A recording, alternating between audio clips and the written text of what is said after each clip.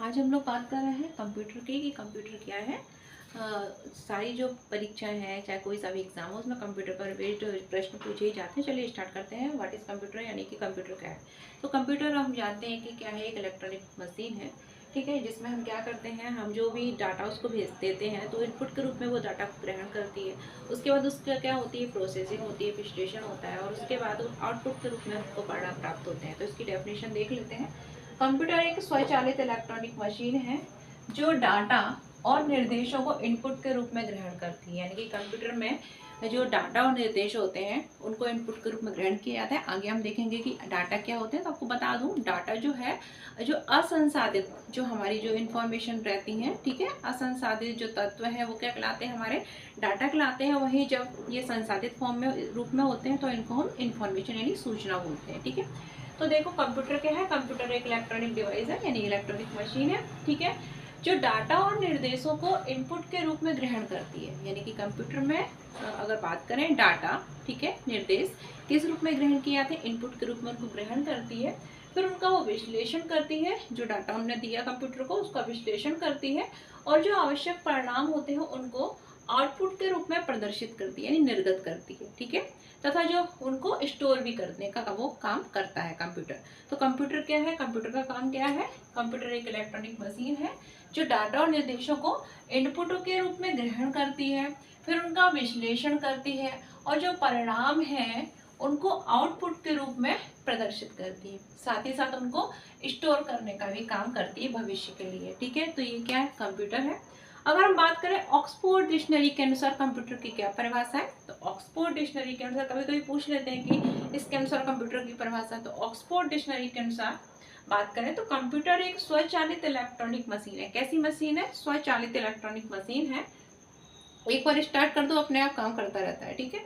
तो स्वचालित electronic machine है जो अनेक प्रकार की तर्कपूर्ण गणनाओं के लिए प्रयोग किया जाती है। लॉजिकल कैलकुलेशन जो है, तर्कपूर्ण गणनाएं, उनके लिए हम कंप्यूटर का प्रयोग करते हैं, ठीक है। तो हमने क्या देखा, कंप्यूटर एक स्वचालित मशीन है, इलेक्ट्रॉनिक मशीन है जो डाटा और निर्देशों को इनपुट के रूप में ग्रहण करती है, उनका विश्लेषण करती है, और परिणामों को आउटपुट के रूप में निर्गत करती है, यानी प्रदर्शित करती है, और उनको स्टोर भी करती है भविष्य के लिए।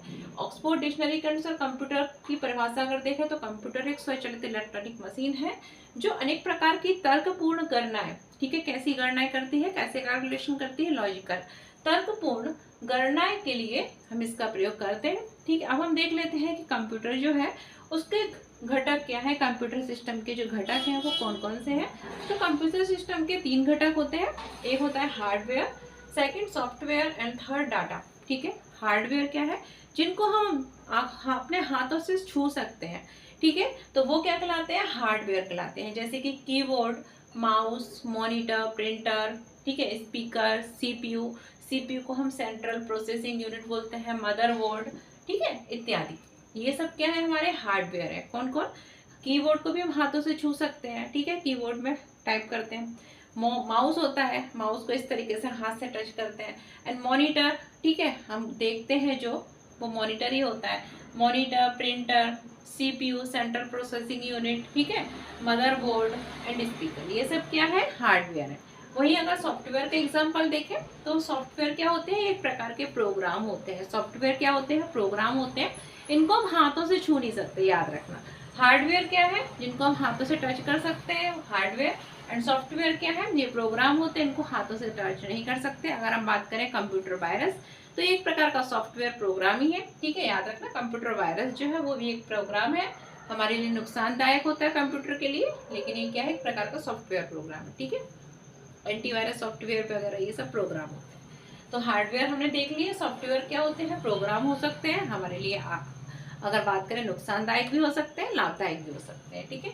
इसके अतिरिक्त थर्ड जो घटक है कंप्यूटर सिस्टम का, वो क्या है, डाटा। डाटा मैंने बताया ना, जो डाटा और निर्देश इनपुट के रूप में कंप्यूटर प्राप्त करता है, वही डाटा। तो डाटा क्या होता है, जो ऐसे तत्व जो कैसे हो, अव्यवस्थित, असंसाधित, ठीक है, रूप में हो, ऐसे तत्व जो अव्यवस्थित या फिर असंसाधित, ठीक है, रूप में हो, वो क्या कहलाते हैं, डाटा। जब यही तत्व व्यवस्थित रूप में या संसाधित रूप में हो जाते हैं तो इनको हम क्या बोलते हैं, इनको हम बोलते हैं इंफॉर्मेशन, सूचना, याद रखना, ठीक है।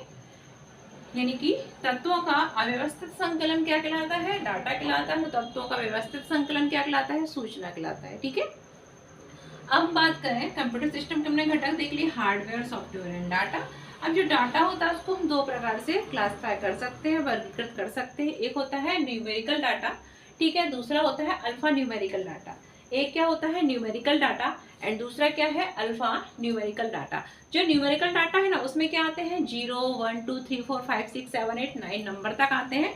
वही जो अल्फा न्यूमेरिकल डाटा है, ठीक है, उसमें क्या क्या हो सकता है? अगर हम बात करें कुछ अक्षर हो सकते हैं, ठीक है, हम कीबोर्ड में आप देखिए अक्षर होते हैं, लेटर होते हैं, चिन्ह होते हैं और नंबर यानी अंक भी हो सकते हैं। ठीक है, तो डाटा किस प्रकार का? दो प्रकार का होता है मेनली। एक न्यूमेरिकल डाटा जिसको हम बोलते हैं संख्यात्मक डाटा, 0 1 2 3 4 5 6 7 8 9 अंक हो सकते हैं इसमें। दूसरा होता है अल्फा न्यूमेरिकल डाटा जिसे कि हम चिन्हात्मक डाटा कहते हैं। इसे हम क्या बोलते हैं? संख्यात्मक डाटा कहते हैं। इसे हम क्या बोलते हैं? संख्यात्मक डाटा, और इसे बोलते हैं हम चिन्हात्मक डाटा, अल्फा न्यूमेरिकल डाटा। ठीक है, जिसमें अक्षर भी हो सकते हैं, चिन्ह भी हो सकते हैं और अंक भी हो सकते हैं। तो ये हो गया हमारा कंप्यूटर एंड ये होगा कंप्यूटर का घटक। इसके बाद हम लोग देखेंगे कंप्यूटर की विशेषताएं अपने नेक्स्ट वीडियो में। अगर वीडियो अच्छा लगा हो तो लाइक करना, शेयर करना, सब्सक्राइब भी कर देना। पूरा कंप्यूटर हम लोग पढ़ लेंगे, ठीक है, जो भी किसी भी एग्जाम में आता हो।